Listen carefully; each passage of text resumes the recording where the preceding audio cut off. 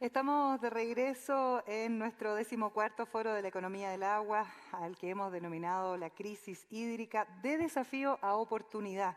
Y vamos a estar con esta segunda parte de nuestro evento. Ya hemos cumplido con todas las medidas sanitarias de protocolo COVID y esperamos realmente que estén disfrutando, compartiendo todo lo que hemos ido conversando y también aprendiendo en las distintas ponencias que ya hemos escuchado. Aquellas personas que están de manera presencial siguen aquí con nosotros en la sala. También tenemos a las personas que están conectadas a través de nuestra plataforma Swapcard, y recuerden que ustedes pueden hacer sus preguntas precisamente en esa misma plataforma y compartir todo lo que hemos ido escuchando y reflexionando con el hashtag en las redes sociales AguaForo14Chile. Vamos a empezar entonces esta sesión de conversación denominada El agua en el centro del conflicto medioambiental, y quien va a moderar es Valentina Durán, que es directora del Centro de Derecho Ambiental de la Universidad de Chile, profesora asociada de la Facultad de Derecho de la Universidad, máster en Derecho Ambiental común de las Universidades de París I, Panteón Sorbonne, y también París II, Panteón Assas. Y desde el 2003 es parte del equipo docente del curso clínico de Derecho Ambiental y Resolución de Conflictos, entre otros títulos que no los vamos a leer todos. ¿Cómo estás, Valentina? Bienvenida. Muy bien, muchas gracias, María Te dejo Elena. la palabra entonces para que comiencen con el panel. Muchas gracias, María Elena, y gracias, por supuesto, a toda la organización de este magnífico foro.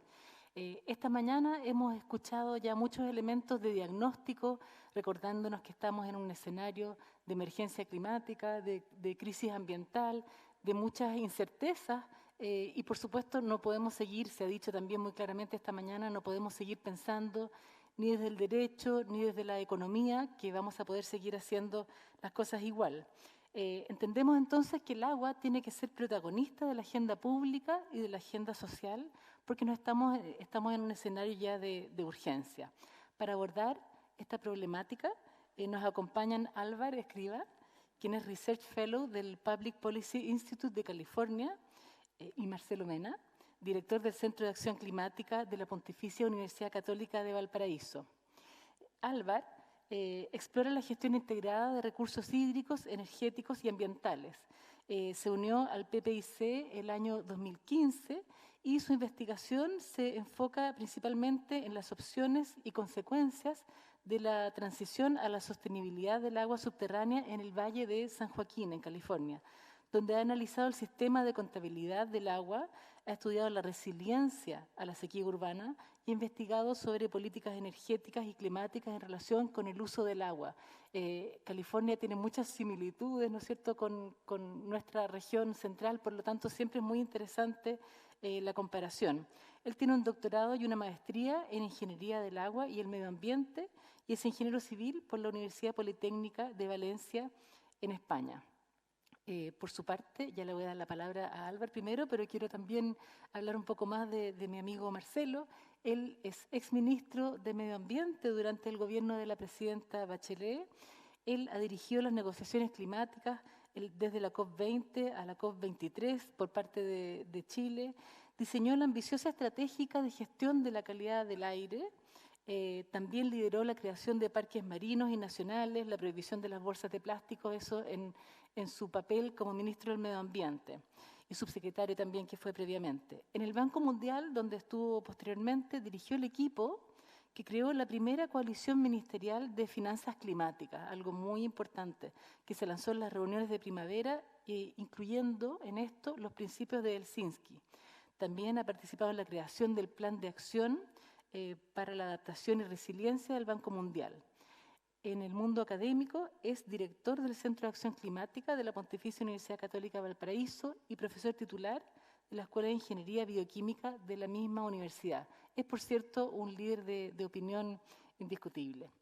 Bueno, vamos a darle la palabra ahora a Álvaro para que nos haga una presentación. Aquí no va a haber PowerPoint. Van a hacer ellos unas presentaciones y después vamos a tener la oportunidad de conversar. Adelante, Álvaro. Muchísimas gracias, Valentina.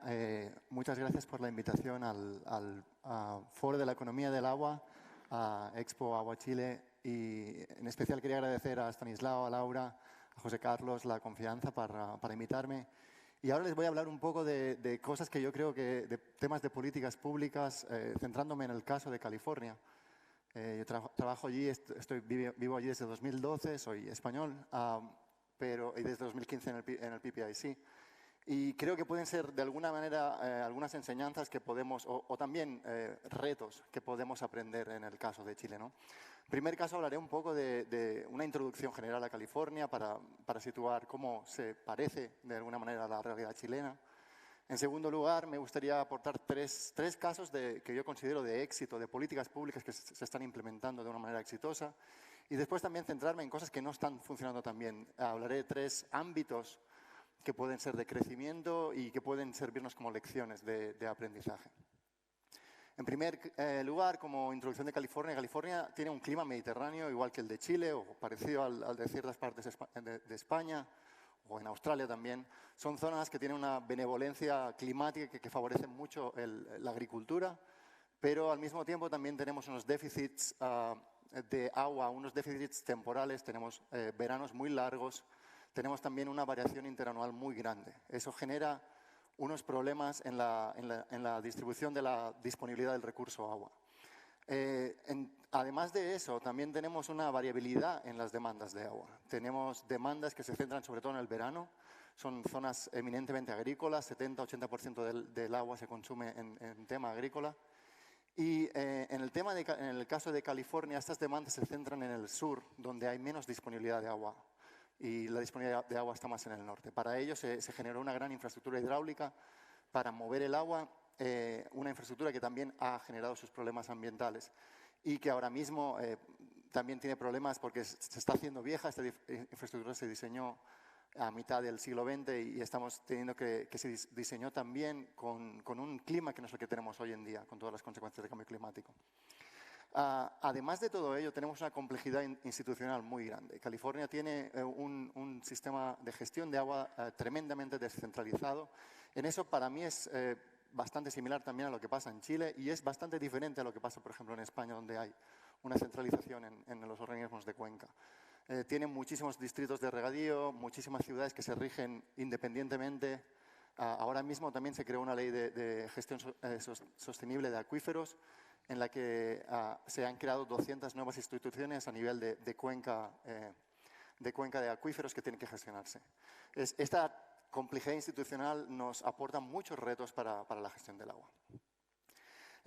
Voy a hablar ahora de tres casos de éxito que para mí suponen un tema bastante interesante.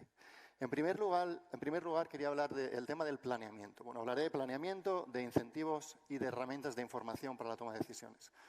Hablando de planeamiento, hay una cita del general y presidente Eisenhower que me parece muy adecuada. El general Eisenhower dijo que el plan no significa nada, el proceso de planear, el planeamiento lo es todo.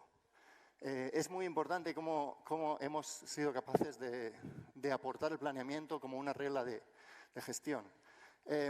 Por ejemplo, en el caso de California, hemos tenido sequías muy graves en el año 1987 a 92 y ahora en el 2012-16 tuvimos una muy grave. Lo que vimos es que las ciudades tuvieron a partir de la sequía del 87-92 se les obligó a hacer planes urbanos de gestión. Esos planes urbanos de gestión revirtieron en inversiones, revirtieron en un incremento de la resiliencia de estas ciudades. En la sequía del 2012-2016, estas ciudades las ciudades de California fueron bastante resilientes. Y eso podemos ver en comparación con sistemas urbanos pequeños que tuvieron más problemas o el tema agrario que tuvo bastantes problemas de gestión de agua. En cuanto a los incentivos, las políticas públicas basadas en incentivos han sido también un caso de éxito. Por ejemplo, el tema de planeamiento que les conté antes. El gobierno de California, en la sequía del 1987 a 92, creó la ley que de alguna manera, de una manera voluntaria, incentivaba a los ayuntamientos o a las ciudades a crear sus planes de gestión. Lo que fue muy interesante es que le añadió un incentivo en el que solo podréis optar a financiación del Estado si estos planes están al día y tienen todos los elementos que nosotros consideramos adecuados. Eso fue un incentivo súper interesante para que las ciudades, de una manera voluntaria, tomaran en cuenta estos planes. Hay otros incentivos en temas de conservación de agua. Se ha ahorrado muchísima agua en California en los últimos 20, 30 años. Estamos usando a nivel urbano menos agua que en los años 80, cuando tenemos mucha más población. Y también hay otros incentivos institucionales bastante interesantes, o incentivos a la colaboración público-privada, que también, por ejemplo, hay lo que se llama en inglés easements, donde el Estado, por ejemplo, puede pagar a propietarios de parcelas, si estas parcelas tienen algún bien público, como puede ser la protección contra inundaciones, como puede ser la protección de ecosistemas. Y finalmente me gustaría hablar del tercer caso de éxito, son las herramientas de gestión de la información. Y estas herramientas de gestión, hablaba José Carlos antes un poco de esto, ¿no? Son herramientas de la gestión de la información para la toma de decisiones, porque muchas veces confundimos los datos con la información. Tenemos muchísimos datos hoy en día, se están creando muchísimos datos, cada vez tenemos más. Pero hay que saber destilar esos datos y aportar de alguna manera para que puedan ser claves y para que puedan ser entendibles para que los decisores los puedan usar. En esto tenemos, ya sabéis que California está, tenemos el Palo Alto, el Silicon Valley, donde tenemos todas las empresas tecnológicas del mundo. Ahora mismo están creando muchos softwares o programas que pueden ayudar a tomar decisiones. Aún así les diré también que tenemos muchos problemas porque muchas veces esta descentralización de la gestión crea muchos silos, muchos como comportamientos estancos que no comparten información entre ellos. Entonces es muy importante también crear estos sistemas de cruzar información. Una vez he hablado de estos tres, para mí, políticas de éxito que se han tomado en California, también me gustaría comentar, no todo no todo lo que reluce es oro, ¿no? Y en California también tenemos muchas áreas que mejorar. Me gustaría hablar de tres áreas de mejora en particular. Y en primer lugar hablaré de una cosa que parece bastante sorprendente, teniendo en cuenta que California, si fuera un país, sería la quinta economía del mundo. En California hay gente que no tiene acceso a agua potable y de calidad. De hecho, hay datos que hablan entre 200.000 y 1 millón de personas en zonas agrícolas, rurales. No es que no tengan acceso a agua, muchas veces esta agua está contaminada o cuando vienen sequías hay cortes de agua porque bajan los niveles de acuíferos, se secan pozos de agua. California tiene mucho que mejorar en este sentido. Lo que me gustaría aportar aquí es, yo creo que lo que se está centrando mucho ahora mismo, está habiendo un movimiento muy grande, es poner en el centro la equidad. Hablaba un poco antes en la sesión anterior sobre eficiencia y equidad. No podemos poner por encima solamente eficiencia económica cuando todo el mundo no tiene acceso a agua. Otra cosa que me parece muy interesante sobre este tema, y lo comentaba Luis Felipe López en su intervención, el director del PNUD, es quién toma las decisiones. Para considerar la equidad tenemos que tener a participantes de estas comunidades, de las pequeñas comunidades, en la toma de decisiones.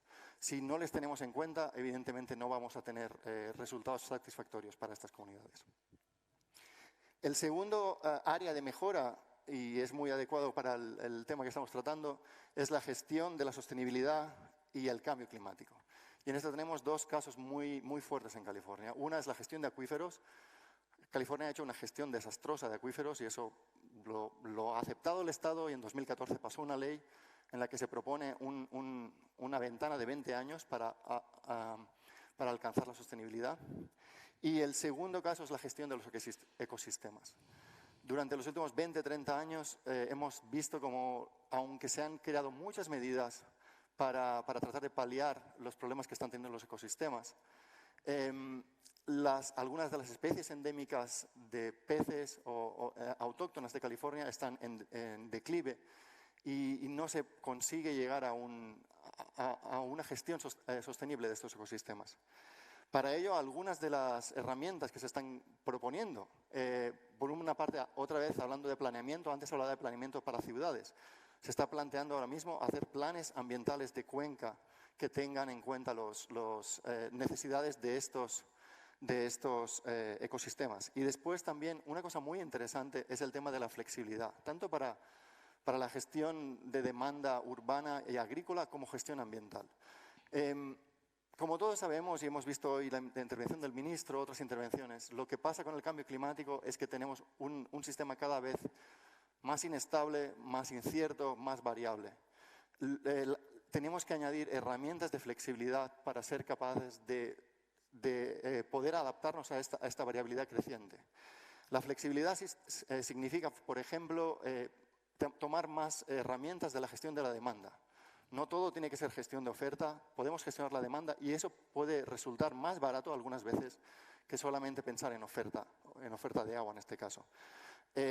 Casos de mercados de agua, por ejemplo. En Chile están instaurados, en California también están funcionando bien y creemos que para la gestión o para la transición a la sostenibilidad de acuíferos va a ser muy importante. Y también para el tema ambiental, hay que ser más flexibles.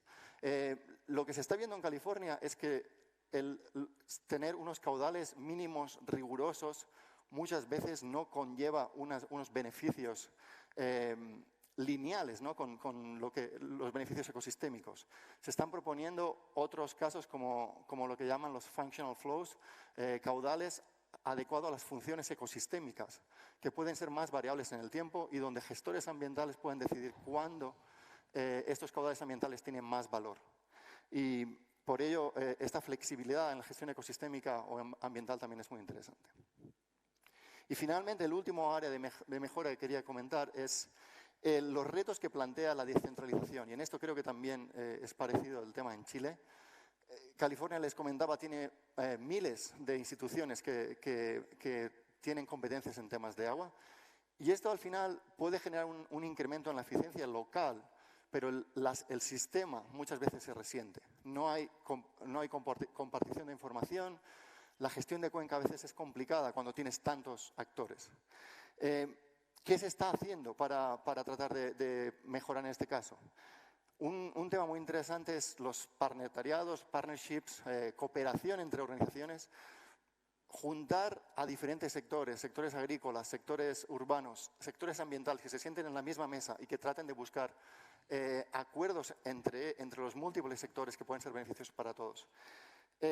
También comentaba antes, creo que fue Magali, hablaba de temas de proyectos multibeneficio. El agua es un factor transversal a muchos sectores. Tenemos que ser capaces también de definir proyectos multibeneficio que muchas veces pueden generar beneficios en diferentes sectores. Y también la descentralización o la deslocalización de la inversión. Por ejemplo, en una cuenca podemos tener un agente aguas arriba y otro agente aguas abajo. La mejor opción de inversión posiblemente está aguas abajo, pero el agente de aguas abajo no la necesita la gente de aguas arriba. Tenemos que ser capaces de deslocalizar la inversión para que esa descentralización de la gestión pueda beneficiar a todos. Y con esto voy a parar y esperemos que después podamos tener una pequeña discusión. Gracias. Muy bien, Álvaro, muchas gracias por mostrarnos esos casos de éxito y esas áreas de mejora también, con ese énfasis que diste al final sobre la necesidad del diálogo, ¿no? Que me parece muy, muy interesante. Muchas gracias. Don Marcelo Mena, ¿qué nos puede contar? Sí, muchas gracias. Voy a hacer una serie de comentarios con respecto a los desafíos que hemos vivido recientemente en cuanto al tema hídrico. En particular, estoy convencido que la escasez hídrica es el talón de Aquiles del desarrollo y el bienestar del país. Y hemos visto cómo distintas ocurrencias de desastres naturales que han pasado recientemente tienen que ver con nuestros avances que han sido sustantivos en muchos temas, pero incompletos y también.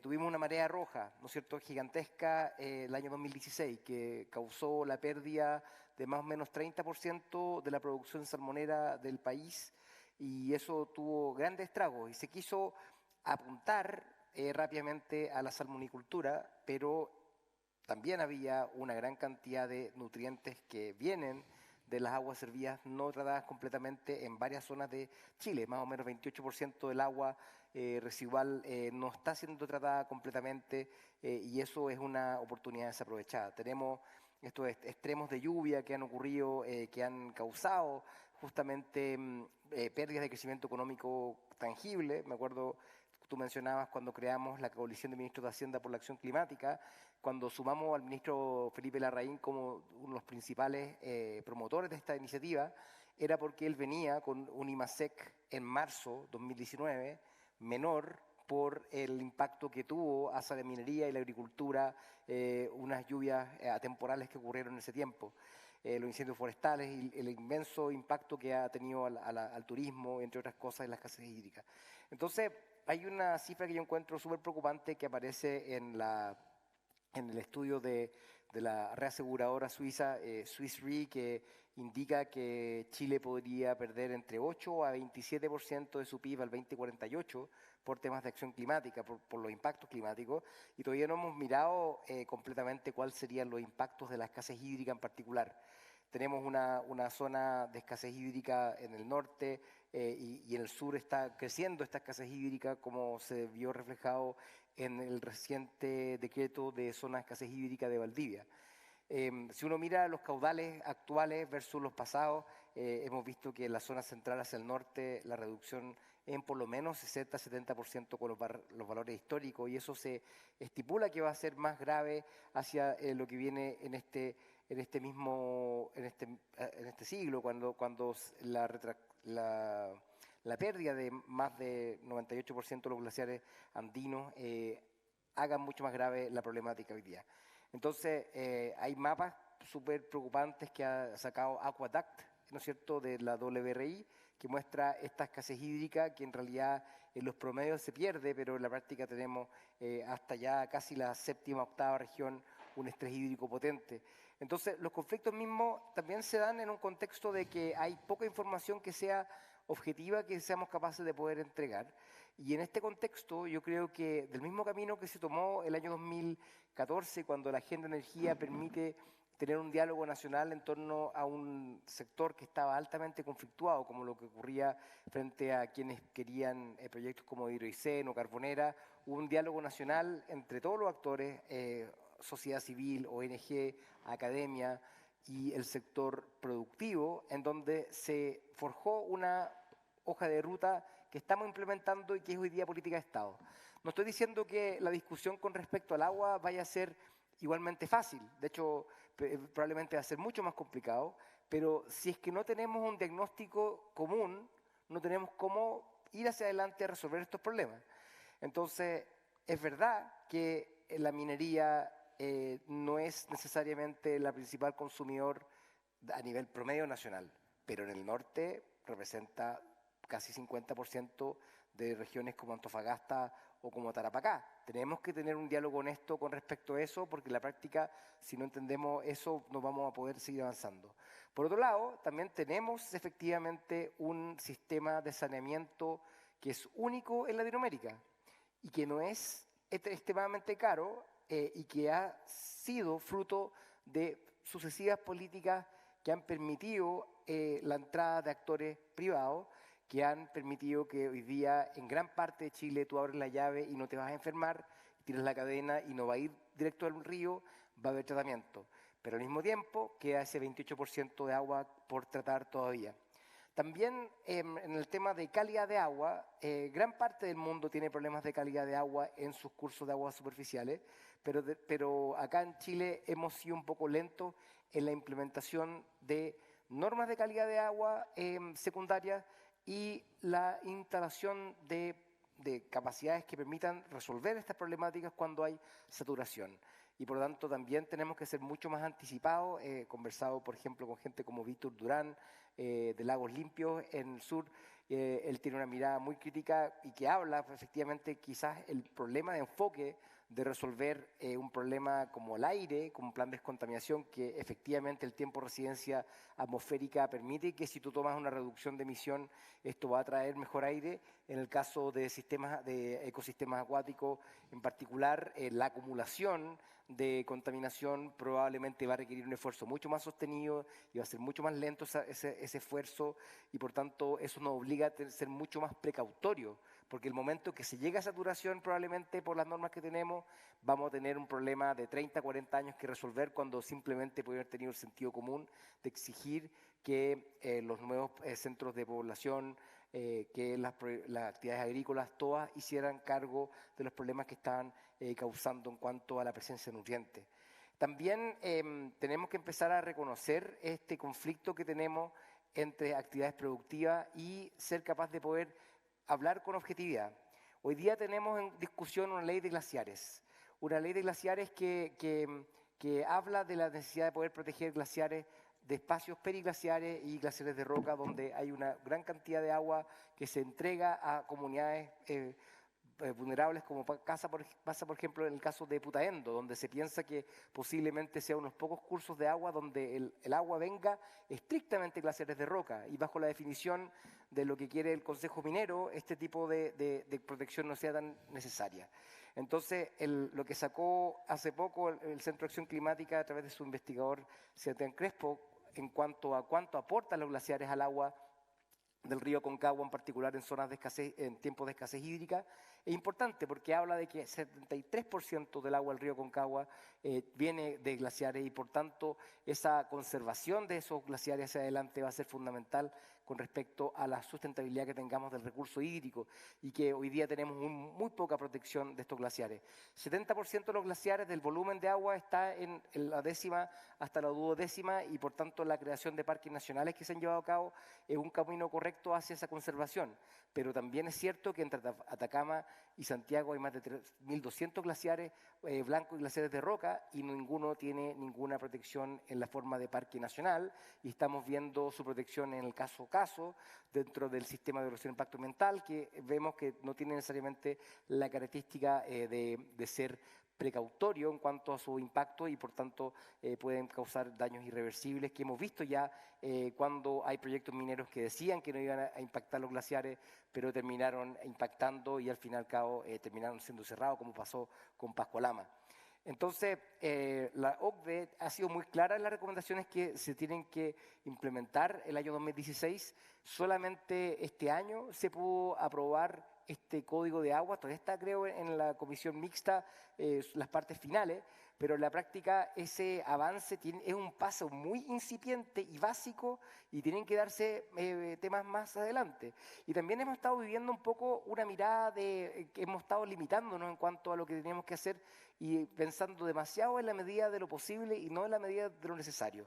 ¿Por qué? Porque hemos visto que los nuevos derechos pueden ser extinguibles, pero los que han sido otorgados pueden mantenerse en un régimen eterno. Y en la práctica no hay nada más poco OCDE que la falta de transparencia en la asignación de recursos en forma gratuita, en forma poco transparente y en forma eterna, cuando lo que corresponde es una competencia, pues es que estamos hablando de eso, y tengamos un mercado, libre mercado de verdad, y no un oligopolio para algunos y beneficiando a los de siempre. Entonces, por lo tanto, las cosas que también agravan la condición actual es el tema del mal uso de la ley de bosque nativo, y que gracias a la sociedad civil y no gracias al Estado se pudo frenar el mal uso de esta ley de bosque nativo, que permitía el cambio de uso suelo como si fuera lo mismo un bosque nativo que una plantación. Entonces, al no ser evaluado ambientalmente el consumo de agua, al no estar el gran consumo de agua analizado en un contexto de evaluación ambiental, entonces estamos causando problemas que están fuera del sistema. Entonces, a mí me tocó rechazar proyectos, bueno, la operación local, digamos, los CEREMI, rechazaron proyectos de generación solar, de energía solar de concentración. ¿Por qué? Porque no estaban claros los derechos de agua, y si es que había una sustentabilidad de recursos, pero resulta que para 3 litros segundo rechazamos un proyecto, pero 3 litros segundo es probablemente lo que consume una hectárea de un cultivo, y por lo tanto gran parte del problema está fuera de la discusión que tenemos en ese contexto. Así que la esperanza que tenemos para poder resolver estos problemas tiene que ver con este proceso constituyente. Y la Valentina, la Verónica, yo y muchos distintos actores estamos tratando de ayudar a los constituyentes para que tengan priorizaciones en cuanto a la nueva constitución que sea útil, que no se remita a las consignas ni resolver temas desde el punto de vista del conflicto, sino que más bien desde lo que tiene que hacerse.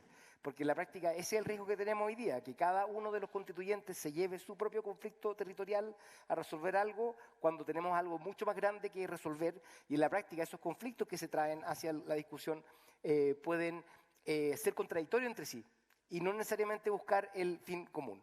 Entonces, en cuanto a las recomendaciones que yo por lo menos he estado discutiendo, tienen que ver con que necesitamos un diálogo nacional descentralizado con respecto al agua, sus usos y las soluciones de la crisis hídrica. Tenemos que también en lo práctico resolver una ley de equidad tarifaria sanitaria que permite distribuir los costos en forma equitativa con respecto al tratamiento. Tenemos que cobrar por el uso del agua para poder financiar la brecha de 700 millones de dólares que tenemos hoy día para poder resolver el tema de agua potable rural. Es un problema real y por lo tanto una forma muy simple de poder abordar esto es un cobro básico del derecho consultivo o no consultivo de agua para poder en el fondo financiar las obras de infraestructura que se requieren en común para poder enfrentarlo. También yo estoy convencido, en los programas que me ha tocado diseñar no pude tener el consenso, programas de gobierno, para poder tener esta medida explícitamente, pero yo creo que el Ministerio de Medio Ambiente tiene que tener un rol mucho más central en la gestión hídrica, tiene que albergar la Subsecretaría de Recursos Hídricos, tiene que recibir lo que es hoy día la CIS y la Dirección General de Agua. También la misma Dirección Meteorológica de Chile no tiene que preocuparse estrictamente de si se caen los aviones o no, sino que tiene que ser un verdadero servicio de hidrometeorológico con finalidad para poder entregar mejor información con respecto al uso del agua. Y, por cierto, tenemos que seguir apuntando hacia otras medidas como el derecho humano al agua, la prohibición del uso de consumo humano, entre otros. Así que eso quería comentarles, pero en la práctica hoy día tenemos una gran cantidad de conflictos en torno al uso del agua y si no tenemos un diagnóstico común de cómo resolverlo, esto va a terminar perpetuándose por mucho tiempo hacia adelante y eso muchas veces significa inacción y que no se resuelvan los problemas. Gracias.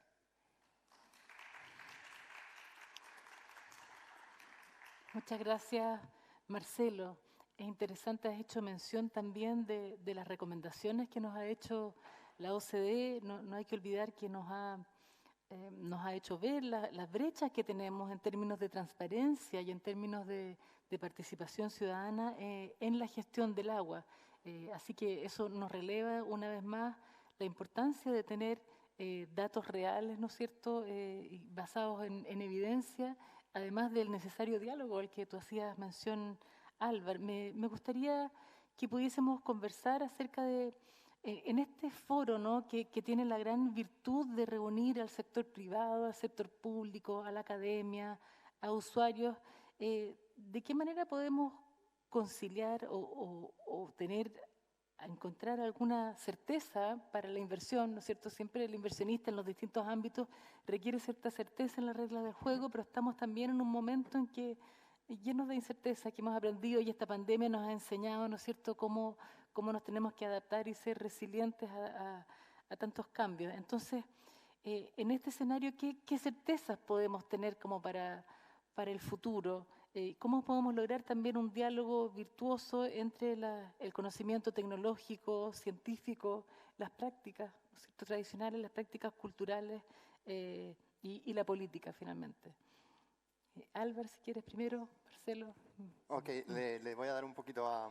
Pues yo, el último punto que has mencionado, en mi instituto lo que tratamos un poco es de trasladar la investigación científica a la acción política. Y la acción en políticas públicas en tanto de evaluación como evaluación de políticas públicas como propuestas, ¿no? Siempre pienso, una pequeña anécdota, ¿no?, que el español tiene un problema y en tema léxico.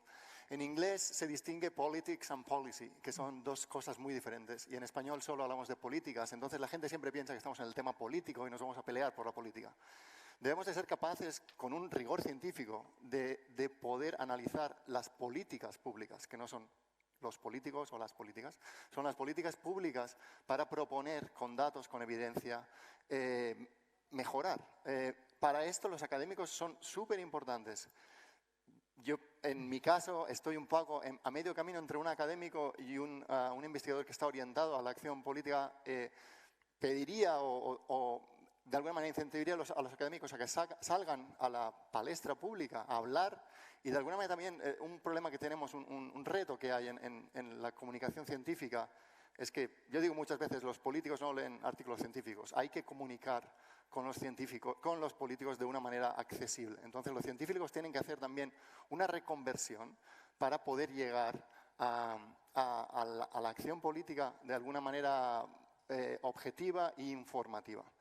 Y también quería tratar un pequeño tema que hablaste, que fue de como la conciliación entre lo privado y lo público. Hemos hablado aquí bastante hoy sobre privado y público.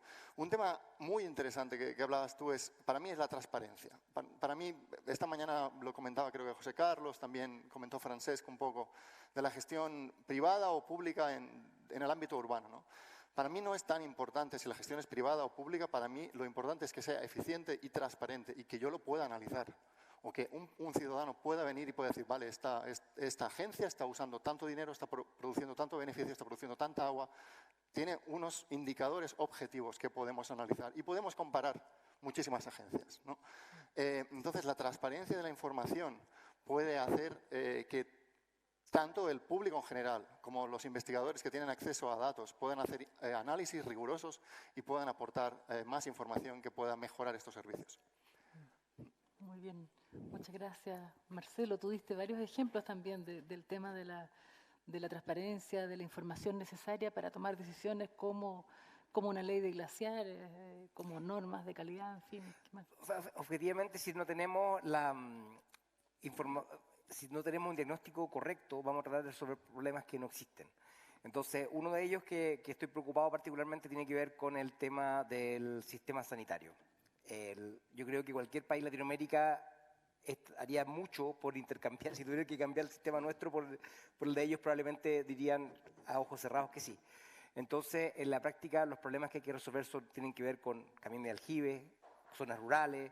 Entonces, en el fondo, si estamos partiendo de una base errada, al final estamos con un problema mucho más profundo, y en la práctica también eso causa la inacción, porque la falta de honestidad con respecto a las virtudes del sistema chileno ha causado que hoy día no seamos capaces de dar pasos siguientes que son necesarios ante el miedo que eso pueda significar una alza tarifa.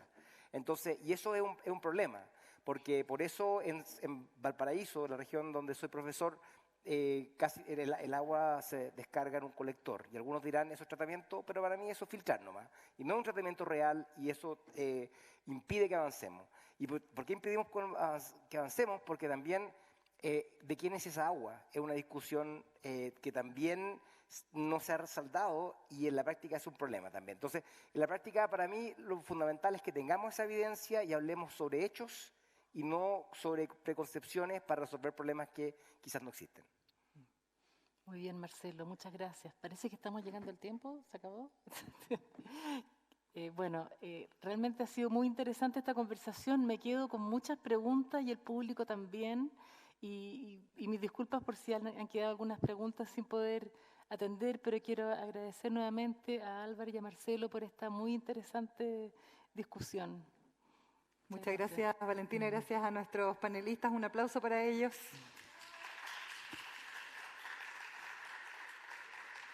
De todas maneras, me decían, y ahí les vamos a actualizar bien, que van a quedar estas conversaciones y los paneles, por supuesto, disponibles para que ustedes puedan volver a repasarlos, descargarlos en internet y, por supuesto, quizás tomar contacto con nuestros panelistas. Así que muchas gracias. Vamos a hacer un pequeño receso de 5 minutos y vamos a continuar entonces con nuestro foro de la economía del agua.